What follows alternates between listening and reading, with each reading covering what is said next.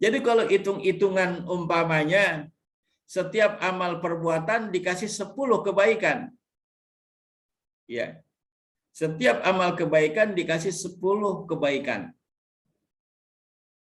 Namun ketika ia melakukan kebaikan itu dengan penuh kesabaran, maka Allah akan lebihkan dari 10 kebaikan itu diberikan kepadanya. Bi ahsani ma kanu ya'malun, lebih baik daripada apa yang mereka kerjakan.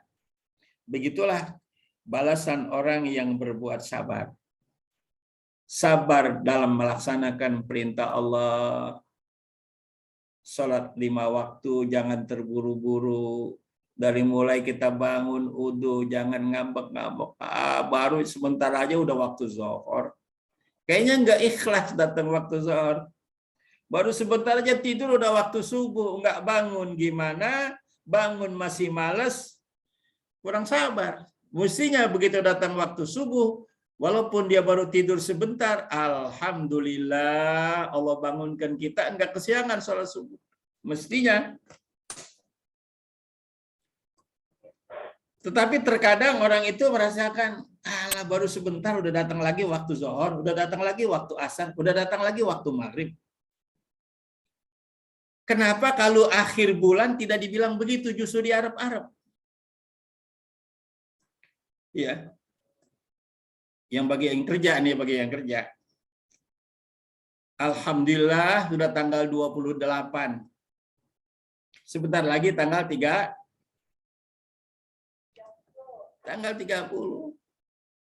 Alhamdulillah. Tapi kalau giliran ibadah, kok sebentar aja udah datang lagi waktu asar sih, baru jadi sebentar, baru kemarin, atau baru sebentar kita zuhur.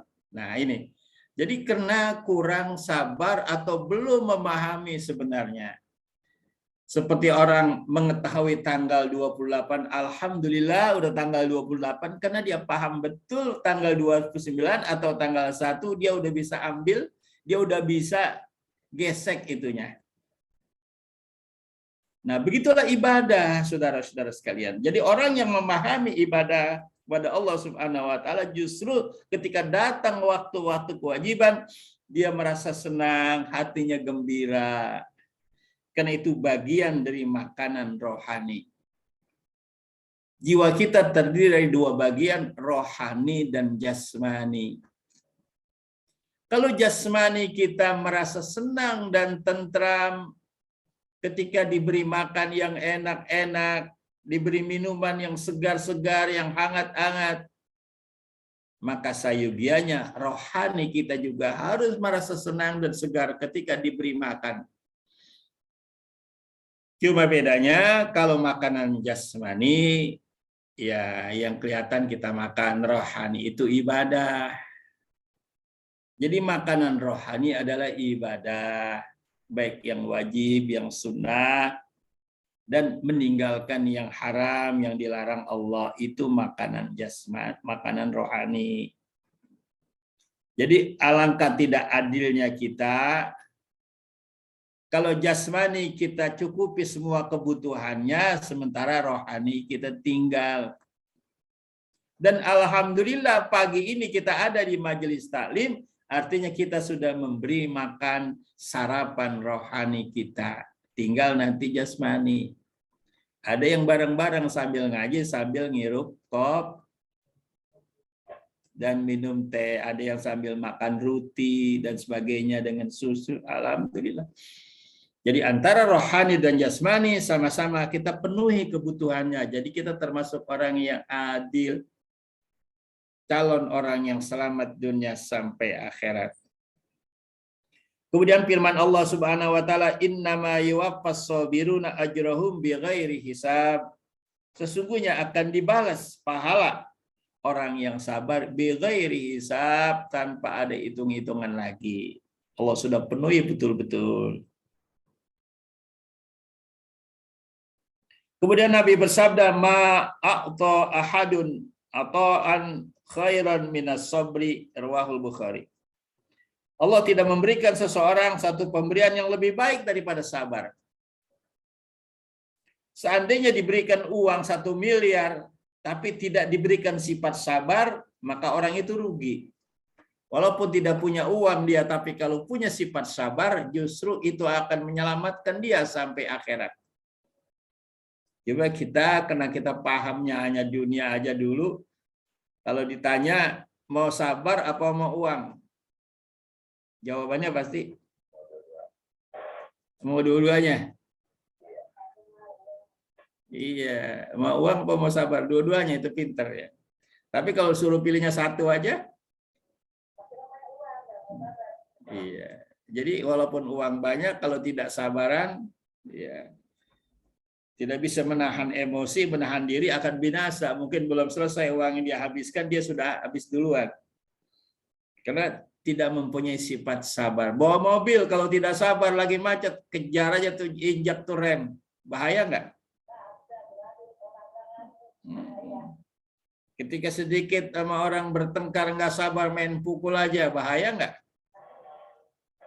Nah ini saudara. Jadi sabar itu adalah bagian separuh dari iman yang ada di dalam diri dan jiwa kita.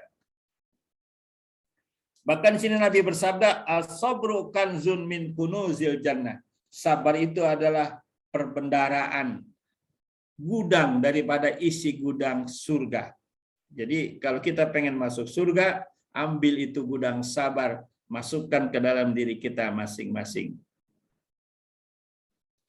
Wa atiullah wa rasulahu wa la tanaza'u fatafshalu wa tazhabarihukum. Al-Anfal ayat 46. Taatlah pada Allah, taatilah Rasul-Rasul Allah, wala tanaza'u, jangan-janganlah kamu saling bermusuhan.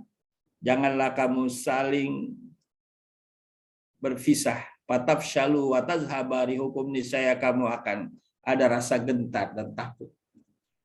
Jadi kalau kita bersabar menghadapi apa saja, kita akan teguh iman kita. Wasbiru, sabarlah, innallaha ma'as-sabirin, sesungguhnya Allah bersama orang-orang yang sabar. Ibu-ibu diajarkan Allah untuk sabar ketika ia sedang hamil. Itu Allah sedang membentuk ibu-ibu supaya sabar. Muntah sana, muntah sini, mabok sana, mabok sini. Bukan karena minuman keras, tapi karena sesuatu yang masuk ke dalam perutnya. Ya Bu, ya apa enggak Bu? Sabar. Sebulan, bulan pertama, bulan kedua, bulan ketiga masih terasa. Bulan keempat mendingan dikit, puyengnya enggak ada. Tapi ada yang mulai nendang-nendang kayak ada sesuatu yang hidup di dalam perut. Bulan kelima, bulan keenam makin keras tendangannya, seperti ada yang hidup di dalam perutnya. Nah, itu bersabar. Lagi makan jeleduk ditendang, lagi mau tidur baru mau nyelenyak jeleduk tendang, bangun lagi ya Bu. Apa yang dirasakan oleh ibu, oleh istri kita, Pak? Tapi kita tidak merasakan. Makanya seorang suami mesti sayang ketika istrinya sedang hamil. Kadang-kadang dia minta diusap-usap, kita malas ngusap-usap ya. Sampai dibilang, Pak tuh dia lagi nendang-nendang tuh Pak, pegang tuh Pak, pegang. Iya. Ya Allah, ya Rabbi, dia bersabar Pak. Sampai berapa lama? 9 bulan lebih berada di dalam perut itu bayi yang akan lahir.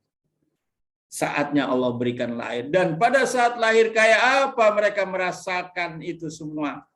Pedihnya melahirkan, sakitnya melahirkan. Tapi begitu keluar rapi, dibawa ke depannya oleh suster, ia senyum walaupun air matanya masih tetap mengalir. Itulah buah dari kesabaran selama 9 bulan.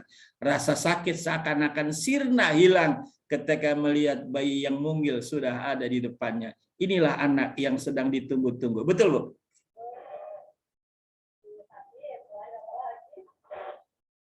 Yang pertama, seorang ibu sedang dibentuk menjadi orang yang sabar. Tapi kenapa itu tidak menjadi satu pelajaran yang utuh? Kita lihat saudara-saudara sekalian, ternyata ketika anak itu sudah umur 3-4 tahun, ada seorang ibu-ibu yang galak sekali, anaknya dipukulin ya. di apa dengan kayu, dengan benda, kadang-kadang dengan tutup panci. Ini karena dia tidak memahami apa yang Allah bentuk ketika dia hamil. Anak yang dia hamili 9 bulan dengan penuh kesabaran, ketika anak itu sudah umur 3 tahun, 4 tahun, malah dia pukul dan sebagainya. Itu ada di video, Bu, ya. Ini nggak benar. Jadi dia nggak paham itu. Jadi yang pertama maknanya bagaimana Allah membentuk seorang ibu menjadi sabar ketika ia ingin mendapatkan seorang anak. Mana yang kedua, setelah kita memahami itu, bagaimana sikap kita kepada ibu kita. Kalau ibu kita bisa sabar seperti itu ketika kita masih dalam perut, kenapa kita ketika mengurus ibu kita tidak sabar atau kurang sabar, bahkan suka marah-marah kepada ibunya? Ini fakta, Pak, ya. Mudah-mudahan kalau kita sudah mempelajari ini semua, kita akan tambah sayang sama ibu kita. Namun sayang, 1000 sayang, ibu kita sudah tidak ada di dunia ini. Ya, Bu, Pak? Iya. Yang ada kita sedang menjadi ibu. Ibu kita sudah tiada. Apa balas jasa kita kepada ibu kita yang begitu sabar menghamili dan ada di dalam perutnya? Banyaklah baca doa, kirimlah hadiah-hadiah pahala dan Fatihah kepadanya, bacaan-bacaan berupa yang sifatnya materi, sodako-sodako, niatkan buat beliau-beliau orang tua kita sebagai tanda syukur kita padanya dan pada Allah Subhanahu wa taala. Amin ya rabbal.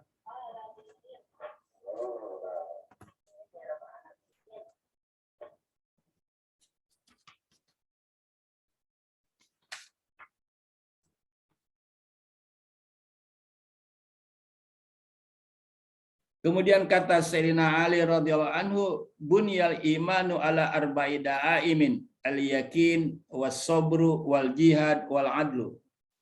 Kata Sayyidina Ali, iman itu di atas 4 tiang. Yang pertama yakin, yang kedua sabar, yang ketiga jihad, yang keempat adil. Jadi orang yang beriman mesti ada 4-4-nya, yakin. Jadi kalau kita beriman pada Allah mesti yakin, kalau kita sholat kita mesti yakin, ibadah kita mesti yakin, jangan ragu. Ketika kita berdoa yakin bahwa doa kita dikabul. Kok belum faktanya belum ada, kan ada pelajarannya. Setiap doa yang dipanjatkan oleh orang yang beriman pasti diterima Allah. Kata Nabi, yang pertama ada kalanya disimpan sebagai pahala. Yang kedua ada kalanya wujud dia, apa yang dia minta langsung ada berwujud. Dia minta sehat langsung sehat. Tapi dia minta sehat masih sakit. Apa enggak diterima? Diterima. Cuma diterimanya dijadikan pengampun dosa, kesalahan masa muda, barangkali begitu. Jadi setiap doa ada 3. Yang pertama diterima secara wujudiyah, yang kedua dijadikan pahala nilai-nilai amal ibadah, yang ketiga dijadikan untuk menolak bala yang kemungkinan dia menjadi bahaya. Jadi tidak bahaya, selamat karena doa yang sudah dia minta sebelum terjadi itu. Nah, seperti kejadian yang di kemarin gunung meletus. Ya, orang-orang yang soleh tentunya akan diamankan Allah Subhanahu wa taala. Kalau waktu hidupnya dia sering berdoa, Rabbana atina fid dunya hasanah wa fil akhirati hasanah wa qina adzabannar. Ketika masih sebelum terjadi erupsi, dia sering berdoa, dia sering beramal soleh. Insya Allah saat itu dia diamankan Allah. Dengan cara Allah Subhanahu wa taala tentunya. Dia pergi dulu ke tempat lain, dia ada keperluan atau apa, akhirnya terjadilah itu dia selamat, tidak ada di tempat. Tapi bagi mereka yang sudah terlanjur di situ, terkena bala itu yang terbaik buat dia. Pengen bahagia dunia akhirat, hidup pengen masuk surga, tapi males ibadah. Doanya udah diterima Allah, bagaimana caranya? Ya harus dikasih bala yang berat. Sebagai ganjaran pahala buat dia masuk surga. Kan begitu. Nah inilah saudara, makanya kalau kita pengen hidup tenang-tenang saja, pengen masuk surga, berbuat yang rajin, amal soleh yang banyak, insya Allah tenang. Jangan malas beribadah, tapi imbalan untuk masuk surga belum setara dengan amal ibadah kita. Karena kita malas, tapi doa kita sudah diterima Allah Subhanahu wa Ta'ala. Maka untuk itu Allah berikan ujian-ujian yang berat untuk mendapatkan nilai itu semua. Yang kedua, sabar. Yang ketiga, jihad. Jihad ada dua macam. Arti jihad yang pertama, jihad ketika dibutuhkan untuk membela agama kita. Ketika dibutuhkan untuk membela agama kita, di situ kita mesti siap jihad. Nabi pernah bersabda, la tatamannau liqa al-aduwi, janganlah engkau berharap untuk bertemu musuh. Janganlah engkau berharap akan terjadi satu peperangan. Jangan berharap. Jangan berharap. Was'alullahal afiyah. Mintalah kepada Allah agar aman, afiat, tenang. Jangan sampai terjadi gejolak-gejolak permusuhan dalam hidup. Mintanya Allah begitu. Faiza laqitumuhum fasbiru. Tetapi kalau memang dibutuhkan zaman kamu akan terjadi sesuatu itu, faiza laqitum fasbiru, maka sabarlah, hadapi itu semua.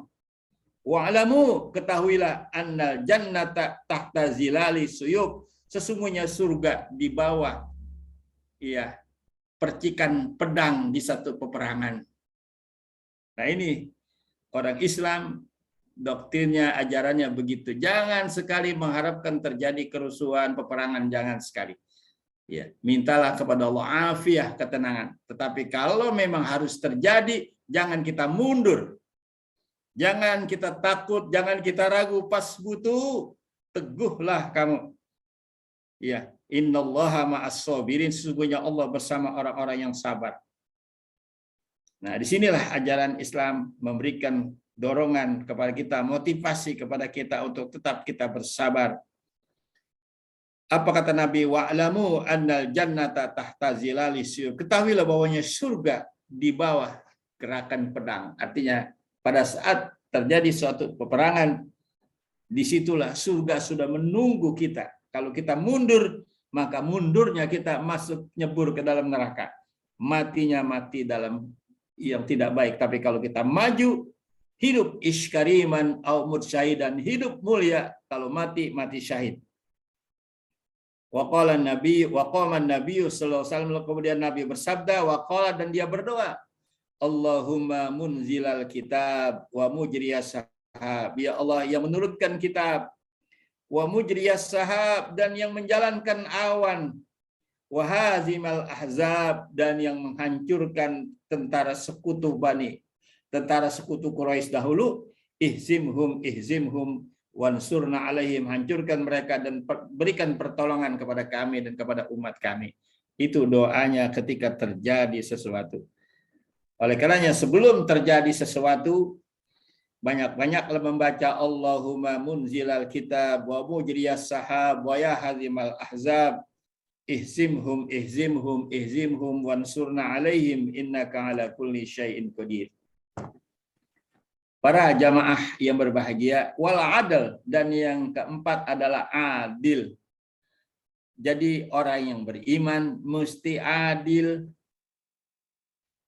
Kalau dia tidak adil terhadap dirinya, dia tidak adil, maka imannya berkurang.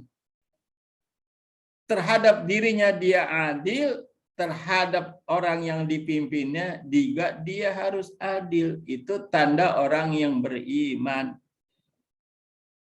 Nah, kalau soal adil, umum dah semua orang. Apakah kita sudah adil terhadap diri kita? Apakah kita sudah adil terhadap jasmani dan rohani kita? Nah, ini kan pertanyaannya. Jawabannya masing-masing. Sebagaimana jasmani membutuhkan makanan, maka rohani membutuhkan makanan. Makanya taklim pagi-pagi ini santapan rohani dan santapan jasmani. Santapan rohani melalui taklim, santapan jasmani melalui istri kita setelah kita ngaji. Ya enggak? Nah ini Jadi bunyal imanu ala arba'i da'aim, Islam atau iman dibangun di atas 4 macam keyakinan, sabar, jihad, dan adil. As-sabru minal iman bima silatir ra'si minal jasadi wala jasada liman la ra'sun lahu wala imana liman la sabrun lahu. Kata Sayyidina Ali radhiyallahu an, sabar itu dari iman seperti kepala di dalam jasad. Jadi sabar itu di dalam iman diumpamakan tubuh manusia, sabar itu adalah kepalanya. Yang lain baru tubuhnya. Wala jasada liman la ra'sun lahu, dan jasad itu tidak berguna kalau nggak ada kepalanya. Jadi tubuh seseorang kalau udah nggak kepalanya berarti udah meninggal, udah nggak bisa berbuat apa-apa, kepalanya sepotong hilang, umpamanya begitu. Nah, iman itu pun kalau tidak ada kepalanya, tidak ada sabarnya, maka imannya hilang. Nah, di sini saudara-saudara sekali lagi, ayo kita periksa diri kita masing-masing, apakah ada sifat sabar dan syukur di dalam diri kita. Insya Allah kalau itu sudah ada, ujiannya pada saat datang perintah dan pada saat datang larangan. Ketika kita sami'na wa ata'na dan kita paham, ketika datang perintah kita kerjakan, ketika datang larangan kita tinggalkan dengan ikhlas dan sabar, insya Allah kita termasuk orang yang beriman pada Allah Subhanahu wa Ta'ala. Amin ya Rabbal Alamin.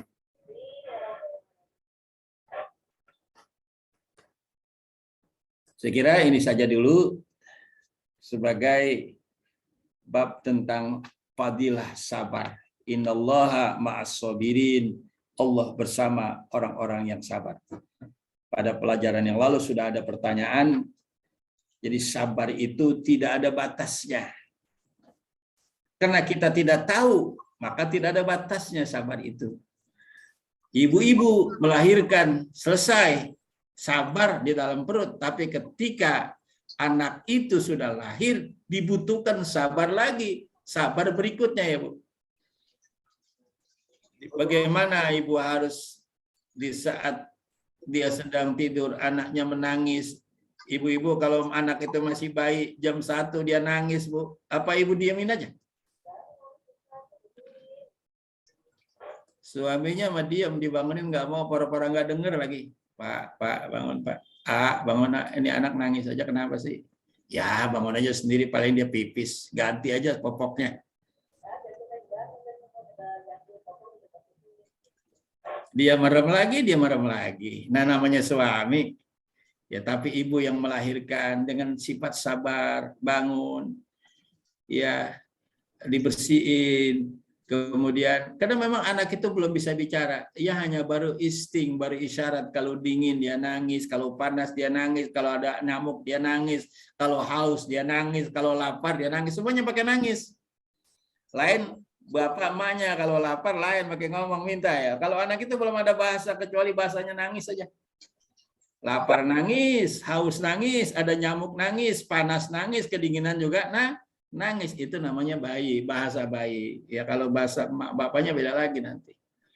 Nah, sabar inilah yang bisa menjadikan seorang diterima iman dan Islamnya, yang dibarengi dengan syukur, yang selalu dia harus ingat syukur, dan syukur yang mesti kita tanamkan dalam jiwa kita sebagai orang yang beriman pada Allah Subhanahu wa Ta'ala. Amin ya Rabbal Alamin.